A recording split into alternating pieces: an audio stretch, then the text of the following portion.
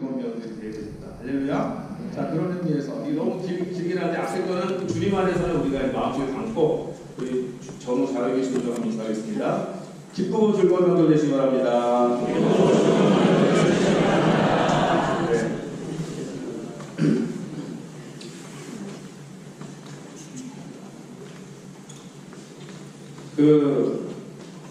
오늘 이제 우리가 있는 본문이 레위기서인데 레위기서에 보면 우리가 어떻게 기쁘고 즐거운 명절을 보낼 수 있을까 그 비결이 사실 나옵니다. 이걸 먼저 말씀을 드리고 그 레위기 전체에 이제 큰 흐름에 관해서 우리가 한번 오늘 살펴보기를 원합니다. 오늘 말씀 보니까 19장 2절에 3절에 너희 각 사람은 부모를 경외하라 그렇게 나옵니다. 너희 각 사람은 부모를 경외하라. 영어로 말하면 리스펙트하는 것입니다. 리스펙트, 존경하라 그런 뜻이죠. 공경하라. 그래서 하나님의 말씀 성경은 10계명 중에도 내 부모를 공경하라는 말씀이 있죠. 내 부모를 존경하라는 말씀이 있습니다. 그런데 이 명절 때만 되면은 이 제사를 이렇게 드리시는 분들은 예수 믿는 사람들이 제사를 지내지 않는다는 것 때문에 야, 예수 믿는 사람들은 조상도 몰라오는 나쁜 자식들이다, 나쁜 후손들이다 그렇게 이야기를 합니다. 그런데 결코 그렇지 않습니다. 성경은 계속해서 너의 부모를 존경하라, 너의 부모를 공경하라 그렇게 우리에게 가르쳐주고 계시는 것입니다.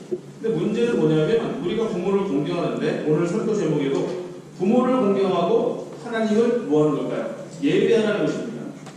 전 세계적으로도 지난주에 제가 건국대 사학과 교수가 나와서 하는 그 방송을 제가 잠깐 본 적이 있는데 전 세계에서 조상을 신으로 숭배하면서 제사를 드리는 나라는 우리나라만 베트남밖에 없다는 겁니다. 그러니까 그 조상을 신으로 신격화해가지고 거의 어떤 조상님들이 복을 준다, 조상님들이 무한 이렇게 신격화한 종교라는 우리나라는 베트남밖에 없다 그렇게 이야기하더라고요. 그래서 우리가 부모님을 굉장히 잘 섬기고 또 존경하고 사랑하지만 그분들이 하나님은 아닌 것이고 그래서 오직 예배받으실 분은 하나님 한 분인 줄로 믿습니다. 이것이 정리가 잘 되면은 아주 행복한 명절이 될 줄로 믿습니다. 부모를 공경하는 것. 그 다음에 우리 예수 믿는 사람들은 제사를 드리지 않지만 우리 추도 예배를 드리죠. 추도 예배를 드림으로 인해서 돌아가신 할머니 할아버지라든가 이런 분들의 가르침과 그들의 삶이 어땠는지 들을 수 있는 기회가 되는 것입니다. 저도 저희 할아버지 얼굴을 직접 보지 못했어요. 제가 저희 어머니 태중에 있을 때 저희 친할아버지께서 돌아가셨어요. 그렇지만 그분들의 이제 그 산소가 이제 충남 당진에 가면 있습니다. 그래서 이제 추석 때나 이럴 때 가면은 늘 그 앞에서 우리가 기도하고 저희 아버님도 말씀을 듣습니다. 너희 할아버지 이렇게 정직하신 분이었고 참 성실하신 분이었고 자기를 희생해서 가족들을 이제 섬기시는 분 이런 얘기를 하면서 우리는 또 우리 할아버지 그런 삶의 자세라든가 그런 것들을 본받아서 우리 훌륭한 삶을 살아야겠다 이렇게 해서 다짐을 하는 것입니다. 그러니까 그러니까 유교식으로 이야기하면 조상님이라든지 할머니 할아버지를 그분들의 어떤 가르침이라는 삶을 본받고 그분들을 존경하고 그분들을 사랑하는 마음은 그 어떠한 세상의 사람들보다 덜하지 않은 것이죠. 오히려 더 우리들은 그 좋은 가르침을 우리가 받기로 노력을 많이 해야 되고 부모를 공경해야 됩니다. 그러나 그 부모님이라든가 할머니 할아버지 조상들이 결코 신이 될 수 있는 것은 아니다. 하나님이 될 수 있는 것은 아니다라는 것을 우리가 기억을 해야 됩니다. 그래서 오늘 성경 말씀에도 너희 각 사람은 부모를 경외하고 나의 안식일을 지키라 그렇게 말씀하고 계신 것입니다. 그래서 하나님은 안식일을 하는 것이 무엇이죠? 예배하는 것이거든요. 그래서 하나님을 온전히 예배하라. 오직 하나님 한 분만이 우리 예배를 받으시기 합당하신 참 하나님이시다 하는 것을 우리에게 말씀해 주고 계시는 것입니다. 그래서 우리가 행복한 명절이 되기 위해서는 부모님을 공경하고 또 형제 자매 간에 우애하고 서로 사랑하는 가운데 내가 더 섬기고 내가 더 배려하는 가운데 명절을 지내신다고 한다면 행복한 명절이 될 줄로 믿습니다. 그리고 또 행복한 명절이 되기 위해서는 그 명절 중에서라도 하나님을 예배하는 삶을 잊지 말아야 되고요. 또 2절에 보니까 이렇게 나옵니다. 너는 이스라엘 자손의 온 회중에게 말하여 일어나 너희는 거룩하라. 이는 나 여호와 너희 하나님이 거룩함이니라. 세상의 모습이 어떠하다 할지라도 그리스도인들은 모든 삶 속에서 거룩한 하나님의 백성으로 세워져야 된다는 것입니다. 그래 행복하다는 것. 그래서 그 성경 말씀에 보면 happiness 혹은 blessed 이런 말이 나옵니다. 그러니까 복이라는 단어 혹은 행복이라는 말이 나오는데, 그래서 우리 그리스도인들이 진정으로 우리 하나님께서, 우리 아버지 하나님께서 당신의 자녀들이 행복하기를 원하시죠. 부모 치고서 자식이 불행하기를 원하는 부모는 다 한 사람도 없습니다. 하나님은 우리 아버지이십니다. 그러면은 우리가 행복하기를 원하실까요? 불행하기를 원하실까요? 당연히 행복하기를 원하시죠. 하나님의 자녀들이 하나님 안에서 복된 인생을 살기를 기뻐하신다는 겁니다. 근데 그 전제가 뭐냐면 거룩이에요. 거룩. 하나님의 백성들은 참으로 거룩할 때 참으로 행복할 수가 있는 것입니다. 세상 가운데서 죄악 가운데 행하면서 잠시 잠깐의 죄악의 낙을 누리려고 죄를 지으면 행복하겠죠. 결코 행복하지 않다는 것이죠. 잠시는 행복할 수 있지만 결국 그런 죄악들이 그 하나님의 자녀들을 멸망의 길로, 불행의 길로, 죄악의 길로 이끌어간다는 것입니다. 그래서 우리가 정말 행복하기 위해서는 거룩한 존재가 되어야 돼요. 하나님께서 이스라엘 백성들에게 계속 거룩하라 거룩하라 말씀하시는 것은 그들에게 어떤 윤리적인 큰 부담을 줘가지고 막 하지도 힘든 걸 막 하라고 억지를 명령하신 분이 아니라, 우리가 거룩할 때, 우리가 하나님 앞에서 순결하고 거룩한 백성이 되었을 때 정말로 하나님의 자녀로서 자유함을 누리며 복된 존재가 될 수 있기 때문에 그렇게 말씀하신 것이죠.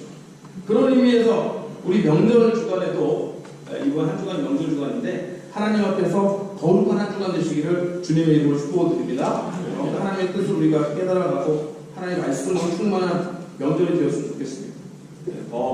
거룩이라는 것은 단순히 우리의 성품적인 것만 의미하는 것이 아니라 우리의 삶의 실천적인 것도 의미하는 거죠. 그래서 더 섬기는 것도 거룩한 것이고요. 내가 더 희생하는 것, 내가 더 배려하는 것, 내가 더 섬기는 것, 이런 모든 것들이 다 거룩의 큰 틀 안에 들어오는 것입니다. 그러므로 이번 한 주간 동안에 우리가 처한 가족이나 친지들 사이에서 더 하나님의 사랑을 더 나타냄으로 인해서, 또 그리스도의 또 헌신의 마음을 우리가 더 드러내므로 인해서 세상 가운데서 하나님의 영광을 드러내시고 또 거룩한 명절의 됨으로 인해서 행복한 명절 되시기를 주님의 이름으로 축복을 드립니다. 그리고 4절에 보니까 너희는 헛된 것들에게도 향하지 말며 너를 위하여 신상들을 구워 만들지 말라. 나는 너희의 하나님 여호와니라. 분명히 말씀하고 있습니다. 오직 하나님만이 예배받으실, 그리고 예배받으실 합당하신 하나님이시라는 것을 우리에게 말씀해 주시고 헛된 것들에게로 향하지 마라. 특별히 연말 연시도 그렇지만 명절 주간에도 헛된 것들에게로 향하는 그러한 경우가 굉장히 많이 있습니다. 그래서 명절 주간에 우리의 마음이 세상의 헛된 것들에게로 향하지 않도록 우리의 마음이 더욱더 주님께를 향할 수 있도록 그렇게 하나님 안에서 거룩하고 복된 명절 되시기를 주님의 이름으로 축복을 드립니다. 제가 지난 한 주간 동안에 많이 묵상한 주제가 있습니다. 어떤 주제를 묵상했냐면 고양이를 묵상했습니다. 고양이. 한 주간 내내 고양이 생각만 하면서 주님 생각보다 이번 한 주간은 고양이 생각이 더 많이 했던 것 같아요. 왜 그러냐면 지난 월요일날 새벽 예배가 끝나고 제가 이제 당회실에서 저희 본당을 보면서 이렇게 좀 제가 기도할 제목이 있어요. 그래가지고 본당을 딱 켰어요. 저 위에서 딱 보는데 고양이가 여기 드럼 옆에 있는 이 난로 위에 딱 올라가고 저를 이렇게 쳐다보고 깜짝 놀랐습니다. 본당 안에 고양이가 들어와 있다. 실합니다. 편전 얘기가 아니라. 그래가지고 아직 새벽기도 끝나고 가시지 않은 원로목사 사모님께 급하게 나 혼자서 거기 간다는 거예요. 어머니 그래서 엄마 고양이가 있어요. 그래가지고 이제 제가 뒷자리 하나 딱 쳐서 그 고양이를 분당에 다녀가지고 딱 분당문을 닫아놓고 살짝 와가지고 이렇게 그랬더니 얘가 밖으로 나가는 것이 아니라 강대선으로 뛰어올라오는 거예요. 여기 의자들이 막 숨어져. 그래서 왼쪽 그랬더니 이제 이쪽으로 해가지고 막 돌던 저 온풍기 뒤에 구석에 온풍기도 쓰는 거예요. 와 큰일 났다 그래가지고 이제 이거 제가 여기서 이제 또 나가가지고 문 열어놓고 이러고서 다시 들어와가지고 온풍기들을 살펴보니까 고양이가 없어요. 무서워진 거예요. 어디로 나갔지? 내가 도대체. 그래서 딱 보니까 어쨌든 사라져 버렸어요. 그래서 이제 어디 갔어? 다음 날도 뭐 없는 것 같아요. 그래서 나간다 보다. 그랬는데 갑자기 어느 날 수요일쯤인가 집사람이 수요일에 끝에 여보! 고양이가 유아실로 들어왔어! 내가 봤어! 그러는 거야. 요 유아실, 3층 유아실 들어갔다니 더 큰일 났어요. 거기는 아이들, 어린애들이 예배 드리는 공간이잖아요. 애들이 예배 드리는 고양이가 거기 터나면 어떻게 해? 그래서 또 부자가지고 없어요. 그긴 한데 앞에 거는 주님 안에서는 우리가 어디 갔지? 또 나갔나? 어디 바꾸지 않았나? 이러는데 또 그 다음날 아침에 저희 막내딸 유미가 아빠 지난 밤에 한숨도 못 잤어요. 고양이가 계속 울어요. 그러는 거야. 고양이가 안 나왔구나. 어디서 우는 거야. 그래가지고 이제 제가 이제 옥상부터 한번 올라가 보려고 했는데 고양이 안 보였는데 고양이 개설물 있잖아요. 오줌과 똥을 비닐로 이렇게 까먹더라. 아, 얘가 아직 안 나오고 살고 있구나. 그래서 토요일이 됐습니다. 토요일이 돼가지고 저 혼자서 도저히 감당이 안 될 것 같아가지고 우리 손영 전사님하고 권을로 이사님하고 교회 계시길래 도와달라. 그래서 3명이서 옥상부터 해가지고 다 부셨어. 샅샅이 시작까지. 근데 없는 거야. 없구나, 나갔나 보다. 그랬는데 어제 저녁입니다. 이제 제가 설거 준비를 마치고 이제 잠깐 쉬려고 딱 그러는데 그 CCTV 보이는 데 있거든요. 갑자기 불이 1층 거기 그 불은 뭔가 움직이면 자꾸 탁 켜지는 그 불이에요. 근데 불이 탁 켜지는 거야. 깜깜한데 아무도 없는데 고양이가 탁 현관에 1층 로비 현관에. 야, 그래가지고 잡아냈다. 그래가지고 제가 또 빗자루를 막았죠.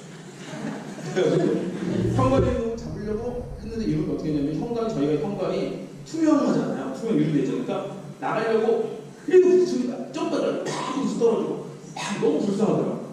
그래가지고 야 고양 가만히 있어. 내가 너 열어줄게. 그러고서 문을 딱 열어주고 가는데 이미 얘는 내 집으로 돌아가고 또 옥상 올라가고 그래서 일단 문을 열어놨어요. 가족 해냈습니다. 이거를 어떻게 대체할 건가. 그래가지고 일단 고양이가 생선을 좋아하니까 생선 통조림 냄새를 유인하자. 생선 통조림을 좀 담아 접시에 담아가지고 또 냄새를 풍긴 다음에 1층에 그 현관 문 밖에 살짝 놔뒀어요. 그리고 교회문을 보통 열어두면 안 되는데 문을 열어두자. 왜냐면 얘가 계속 일로 나가려고 했기 때문에 그래가지고 열어두고서 이제. 근데 저희가 또 왔다 갔다 하면 고양이가 안 나올 거 아니에요. 다 꺼두고 잠을 잤습니다. 주여 이 밤에 나가게 하옵소서. 또 제가 오늘 새벽 6시에 일어나가지고 딱 확인했죠. 나갔을까 안 나갔을까. 일단 먼저 고양이 밥을 확인했는데 그대로 있는 거예요. 왜 고양이 밥을 줄 이유는 이 고양이를 유인하고자 하는 마음도 있었지만은 저희 집사람이 얼마나 착하신 여인인지 계속 고양이 걱정을 하는 거예요. 얘가 일주일에는 먹지를 못했을 텐데. 그리고 얘가 처음에 여기 올라왔을 때는 숨통했어요. 나중에 삐쩍 마른 거야.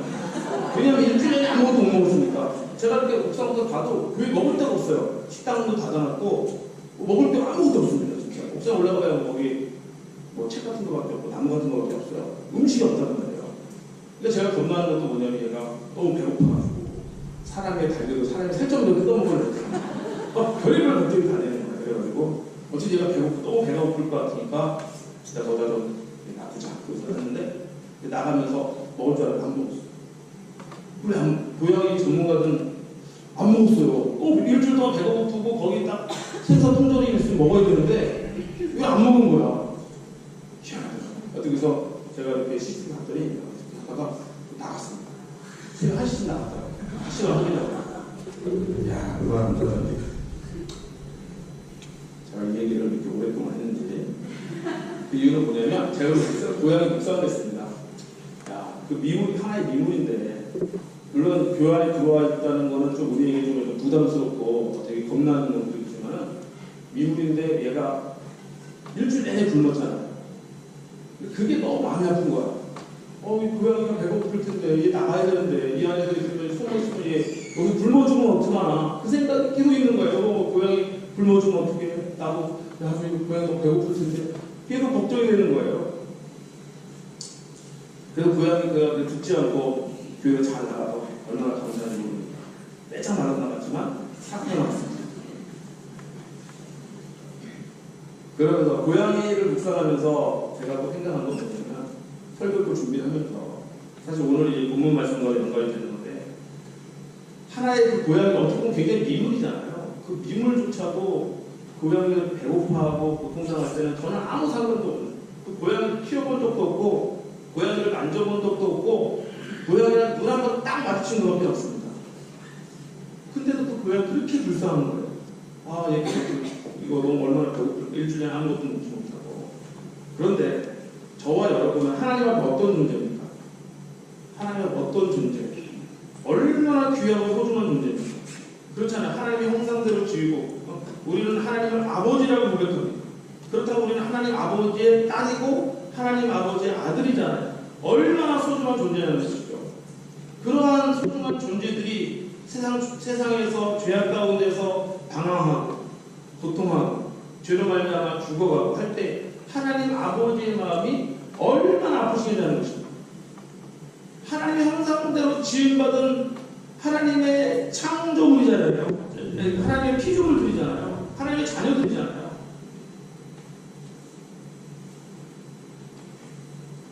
그런 생각할 때 하나님이 정말 우리를 얼마나 사랑하실까? 저와 여러분 얼마나 사랑하실까? 그래서 죄로 말미암아 죽을 수밖에 없는 인간들을 향하여서 하나님께서 구원의 계획을 펼쳐나가시는 것, 그리고 하나님께서 계획하셨던 것들을 하나하나 실행해 나가시는 것, 그것을 우리에게 보여주시는 것이 성경 말씀인 것이죠. 그래서 창세기에는 뭘 우리에게 말씀하시냐면 영원토록 그들의 죄로 말미암아 하나님을 떠나 죽을 수밖에 없는 인생들을 위해서 하나님이 한 민족을 선택하셨다. 아멘. 그리고 그 민족 중에서 메시아를 보내시고 구원자를 보내셔서 세상을 구원하실 것이다라고 세상 가운데 선포하셨다. 아멘. 하나님의 구원의 경륜은 이미 시작되었다. 아멘. 하는 것을 우리에게 보여주고 계시는 것이죠. 그래서 그 민족을 통해서 그 민족의 후손 중에서 예수 그리스도께서 오셔서 우리를 구원하셨다 하는 것이죠. 그래서 하나님은 얼마나 그 태초부터 하나님의 자녀들을 구원하시기 위해서 철저히 준비하시고 계획하셨는가, 세밀하게 우리의 인생을 이끌어가고 계시는가 하는 것을 보여주는 것이죠. 또 출애굽기는 실제적으로 또 시청각적으로 우리가 보여줍니다. 하나님께서 이스라엘 백성을 모세를 통해서 애굽에서 구원해 내심으로 인해서 이제 이 세상 가운데서 우리를 구원해 내실 예수 그리스도에 관한 또 말씀을 두고 계시는 것이죠. 유월절 어린 양의 피, 그걸 갈라라.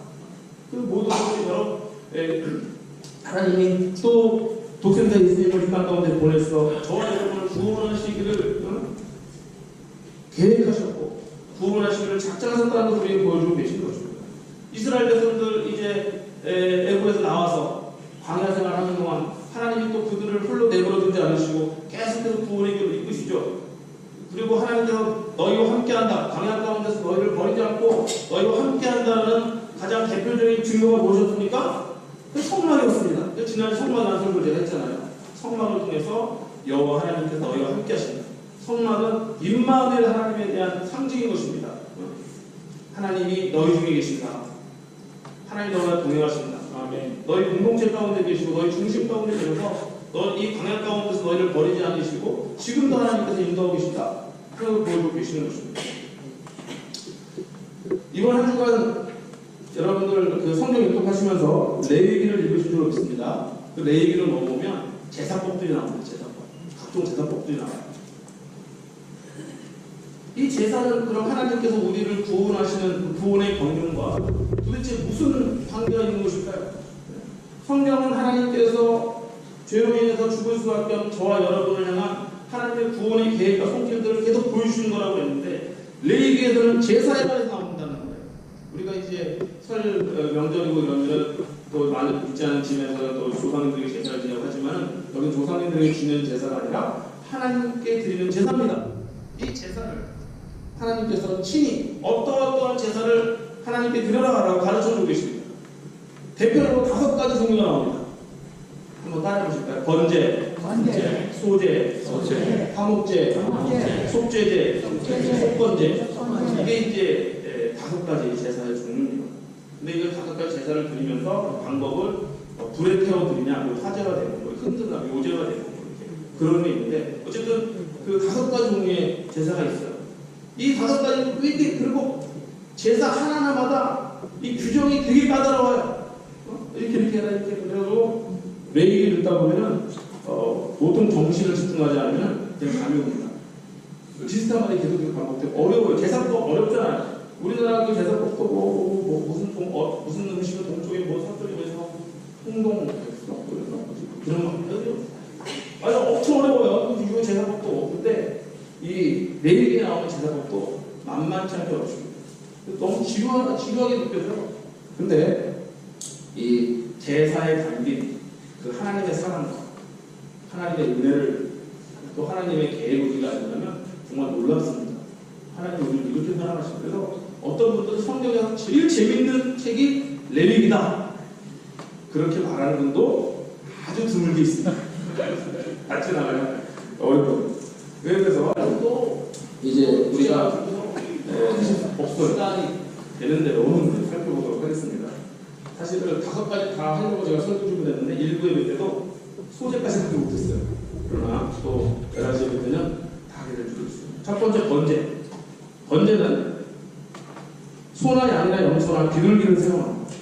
4가지 종류를 사용할 수가 있어요. 왜 소나 양이나 염소나 비둘기 이 4가지 종류를 사용할 수 있었을까요? 사람마다 다 경제적 형편이 달라요. 어떤 사람은 소가 집사입니다. 소를 드릴 수 있는 형편이 사람이 있고 어떤 사람은 양, 염소, 비둘기. 그래서 염소까지 이렇게 드릴 수 없는 사람은 비둘기라고 하나님 드릴 수가 있는 것이죠. 그러나 중요한 것은 자신의 형편에 맞게 드리지만 최선을 다해 드리라는 것입니다. 하나님 형편에 맞게끔 드렸으니까 다 비둘기 드리라는 얘기 아닙니다. 소를 드릴 능력이 있는데 비둘기 드리면 안 되는 것이죠. 그런데 나는 비둘기밖에 드릴 능력이 없는데 소를 드린다. 그것도 별로 하나님 기뻐하지 않으실까요? 어쨌든 자기 형편에 맞게끔 소나 양이나 염소나 비둘기를 최선을 다해 준다는 거예요. 최선을 다해. 이번에 제가 이제 유교식 제사를 좀 이렇게 공부를 하면서 설 명절에는 제가 유교식 제사도 연구를 합니다. 그래서 뭐 이제 원래 고려 시대까지는 그런 제사가 없었고 고려 시대까지 우리나라가 뭐 거의 남녀 평등이었는데 조선 시대에 그 유교가 들어오면서 남존 여비 사상이 생겨나고 남성 중심적이고 가부장적으로 생겨나가지고 남자 쪽 조상들에게만 그 제사를 드릴 수 있는 문화가 생겨난 거다. 이거 원래 우리나라의 고유한 문화는 아니다. 이렇게 건국대 사학부에서 얘기하는 걸 들었습니다. 자, 그리고서 뭐 그다음에 이제 또 하나는 그 영생에 대한 대리적 그 만족을 하려는 거다. 왜냐하면 유교 같은 경우는 영생 사상이 없어요. 다른 그 기독교라든가 같은 경우는 사후에 우리 영혼이 있다고 생각해서 사후에 삶이 있다고 생각을 하잖아요. 근데 유교는 너무 현실적이고 유물론적입니다. 그래서 그 사후 세계에 대한 인정을 하지 않아요. 근데 이제 유교에서도 그럼 내가 어떻게 사람에게 누구나 영생에 대한 그 본능이 있다는 거예요. 어떻게 영생할 거야? 자녀들의 기억 속에 내가 되살아나는 거예요. 자녀들이 나를 제사람으로 나를 기억해 줌으로 인해서 자녀들의 기억 속에서 내가 영원토록 부활하고 영원토록 되살아나고 싶다는 욕망이 그 제사에 투영이 되어 있는 거다. 그렇게 이제 제사를 연구한 사람이 하는데 그런 얘기도 있습니다. 그러나 제일 중요한 거는 정성이라는 거예요. 그래서 우리가 보통 제사할 때 음식을 많이 차려놓고 이게 중요하다고 생각하는데 원래 진짜 정통 유교는 음식을 많이 하라고 가르치지 않습니다. 유교 성경과 유생을 얘기하는 거예요. 음식을 많이 하라고 가르치는 것이 아니라 정성을 다해서 해라. 정성을 다해서 그걸 가르친다는 거죠. 그러니까 세상에서 그 제사를 우상신에게 제사를 드리는 사람들도 정성을 다해서 제사를 하라 그렇게 가르치는데 우리는 참되고 살아계신 하나님 유일하신 하나님 그 하나님께 예배하는데 정성된 마음 없이 예배한다고 한다면 하나님께서 어찌 그 예배를 받으시겠습니까? 예수님께서도 어떻게 말씀하셨어요? 신령과 진정으로 예배해라. 하나님을 예배할 때는 신령과 진정으로 예배하는 거예요. 그래서 소나 양이나 염소나 비둘기를 사용해서 번제를 드릴 때 흠없는 것으로 드려야 돼요. 흠없는 것으로. 흠없는 것이라는 것은 하나님은 우리의 최선의 것을 받으시기에 합당하신 하나님이시다 하는 것을 우리에게 가르쳐주고 계시는 것이죠.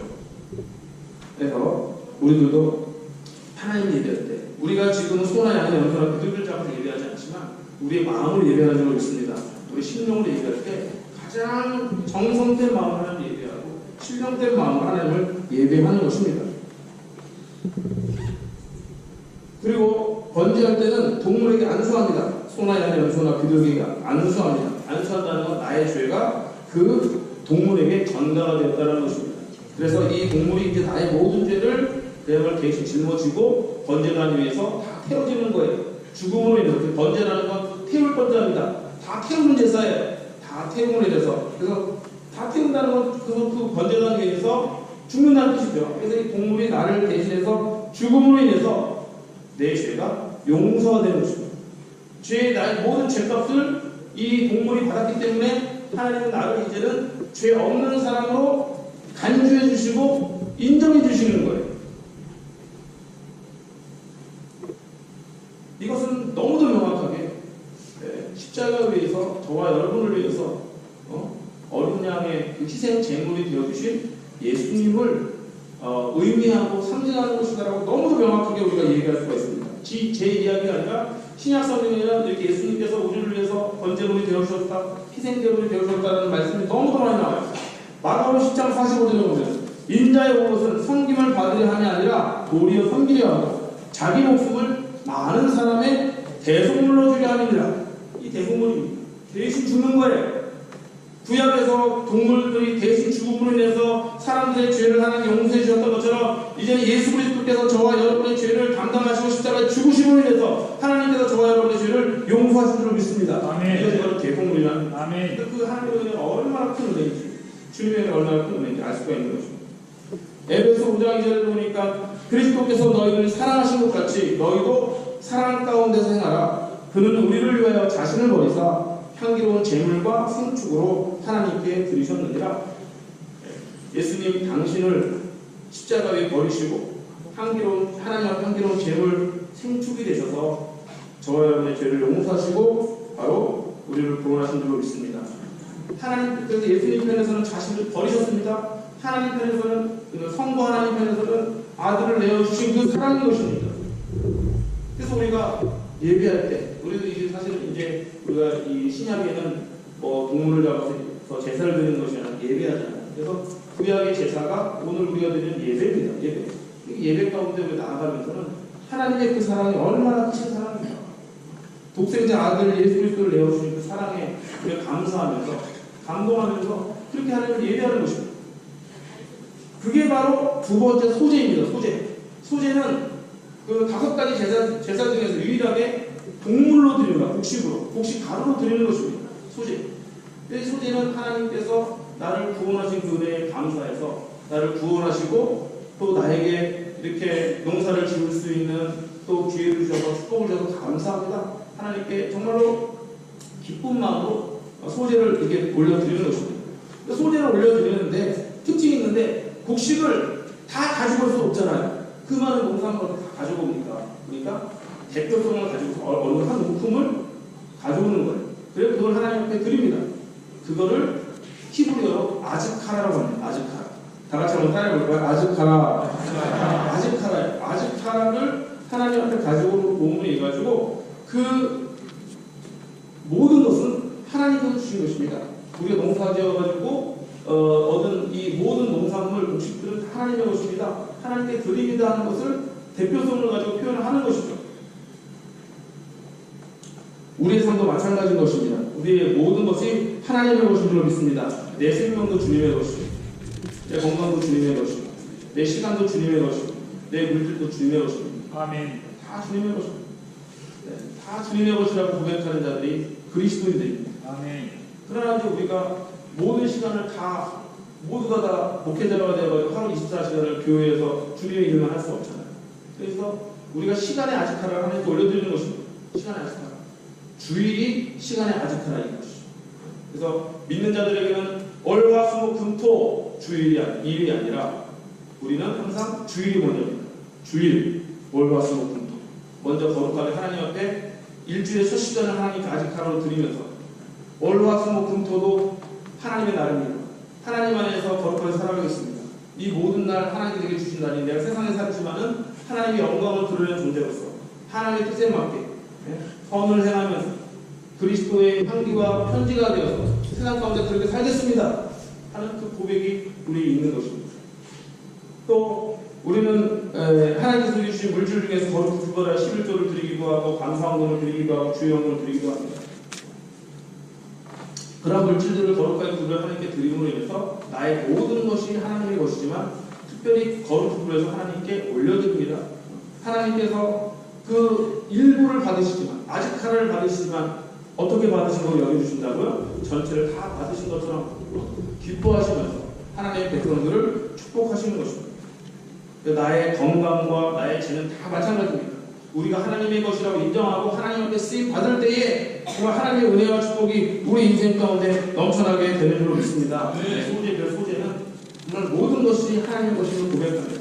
내 인생이 하나님의 것이고 내 생명도 하나님의 것임을 고백하면서 나의 삶을 주님께 드리겠습니다. 하나님을 위해서, 복음을 위해서 내 인생과 내 시간과 내 물질과 내 건강과 내 재능을 사용하겠습니다. 고백하며 나아가는 것입니다. 그래서 예배 가운데는 소재의 의미가 또 있는 것입니다. 세 번째로 뭐라고 했죠? 번제, 소재, 세 번째가 화목제라고 했죠. 화목제. 화목제는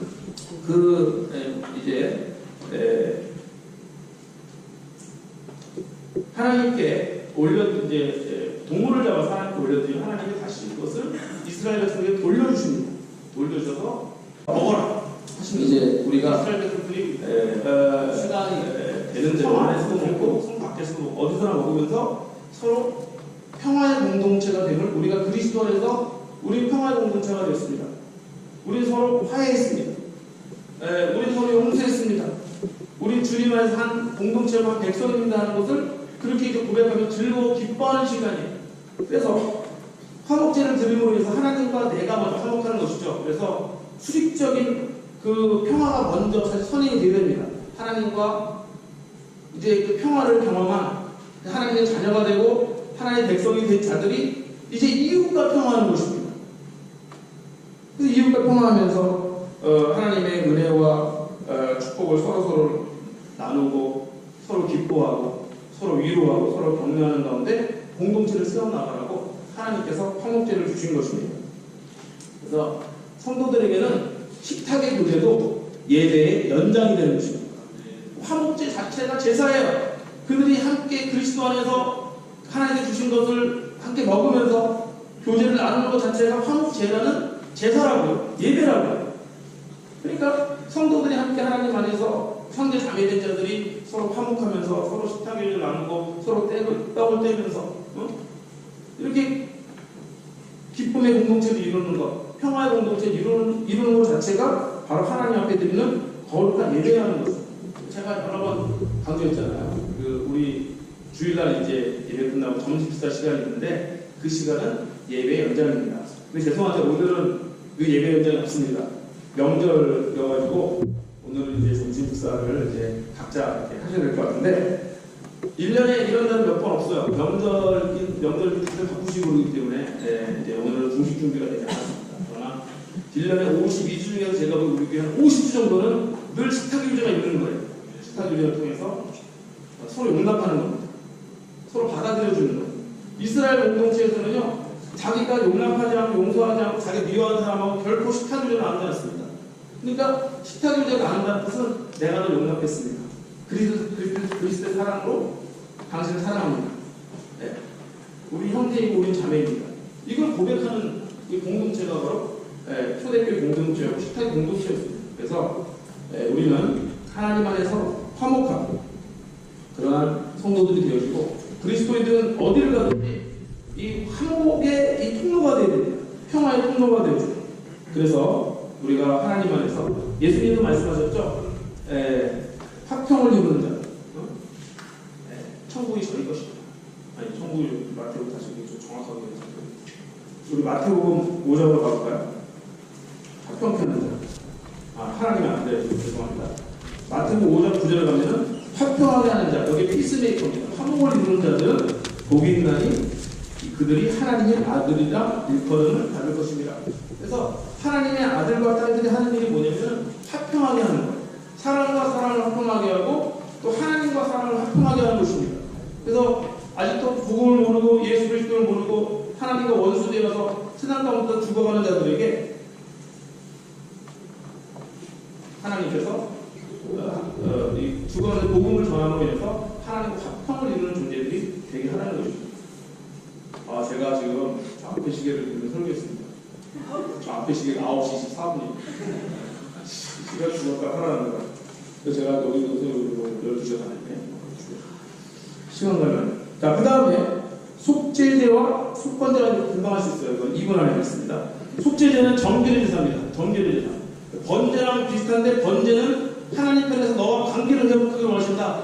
용서하기를 원하신다는 거고요. 속죄제는 우리가 속죄를 함으로 인해서 내 심령이, 내 영혼이 정화가 되고 정결케 되는 거예요. 정결한 심령으로 하나님께 나아가겠습니다. 깨끗한 심령으로 하나님께 나아가서 하나님을 예배하겠습니다는 것이죠. 그래서 번제와 속죄제는 우리의 죄를 하나님께 고백함으로 인해서 죄를 가지고 하나님께 나아가서 예배하는 것이 아니라 정결한 마음, 깨끗한 마음으로, 정화가 된 마음으로, 순결한 마음으로, 거룩한 마음으로 하나님을 예배하겠습니다 하는 것입니다. 속건제는 비슷한 개념이 좀 달라요. 속건제는 배상입니다. 그래서 영어로 보면은 속죄제는 sin offering이에요. sin. 그래서 내가 하나님 앞에 지은 죄. 그러나 속건제는 guilt offering입니다. guilt라는 건 구체적 범죄예요. 내가 누구의 물건을 이렇게 뭐 파괴했다든지, 뭐 이런 거 있잖아요. 누구의 물건을 손해를 입혔다든지, 재산에 손해를 입혔다든지 내가 배상해야 되는 책임이 있는 겁니다. 이게 속건제예요. 그러니까 단순히 예수 믿는 사람들은 누구에게 해를 입히고 뭐 남의 것을 의한 다음에 말로만 이사는 것이 아니라 진짜로 내가 배상해야 될 것을 배상하고 갚을 것이 있으면 갚고 이렇게 함으로 인해 가지고 구체적으로 삶 속에서 책임 있는 그리스도인이 되어야 된다는 것이죠.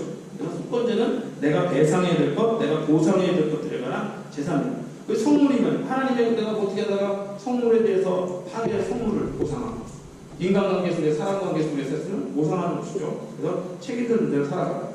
자, 5가지의 이 제사를 지금 살펴봤는데 5가지 제사의 가장 중요한 핵심 포인트는 하나님이 우리를 찾아오셨다는 거예요. 그래서 너를 만나러 원하신다. 그래서 예배의 가장 중요한 핵심은 하나님을 만나는 것입니다. 제사. 그러니까 그 일반 우리 세상에 드린 제사도 제사를 하면서 조상도 생각하고 기억 속에서 만나잖아요. 제사의 의미는 만나는 건데 진정한 예배의 의미는 뭐냐면 예배를 통해서 하나님을 만나는 것입니다.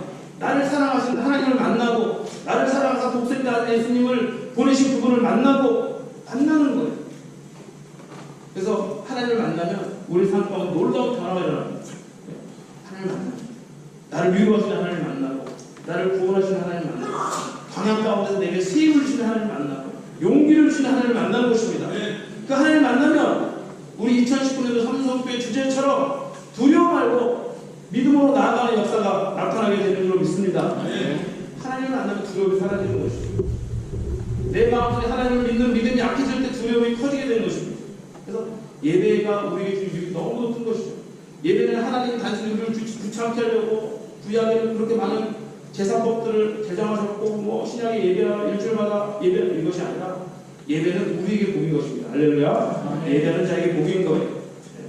피조물의 창조주를 만나고 그 창조주의 은혜와 능력과 영광과 지혜를 경험하는 그 가장 위대한 순간이 바로 예배의 시간인 것입니다.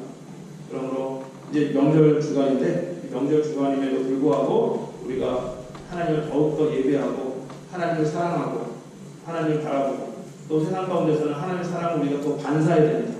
사랑을 반사해서 더욱더 섬기고 그 세상에서 사람들이 하나님의 사랑을 어떻게 알겠어요? 우리가 더욱더 섬기고 나누고 베풀고 희생하고 먼저 헌신하고 먼저 봉사하는 것을 통해서 세상은 또 하나님의 사랑을 경험하게 되는 줄로 믿습니다. 그렇게 해서 내가 먼저 하나님의 사랑을 경험하고 또 세상에 하나님의 사랑을 흘려보낼 수 있는 많은 주변의 사람들에게 그리스도의 향기와 편지가 될 수 있는 귀한 명절 한 주간 되시기를 주님의 이름으로 축복드립니다. 기도하겠습니다. 하나님 감사합니다. 오늘 레위기서 말씀을 통해서 부모를 공경하고 하나님을 예배하라는 귀한 모델을 주시고 또 많은 제사들을 통하여서 하나님이 우리를 얼마나 만나기를 기뻐하시는지 또 우리의 인간과의 관계 회복을 통하여서 하나님 앞으로 우리를 부르시는 그 하나님을 우리가 기억할 수 있는 시간을 또 갖게 하신 줄 감사합니다. 하나님 은혜를 풀어서 더욱더 예배를 통한 하나님을 만나고 또 예배를 통한 하나님을 경험할 수 있는 우리 모두가 되게 하여 주시옵소서. 감사합니다. 예수님의 이름으로 기도합니다. 아멘. 먹어라 하시는 거예요.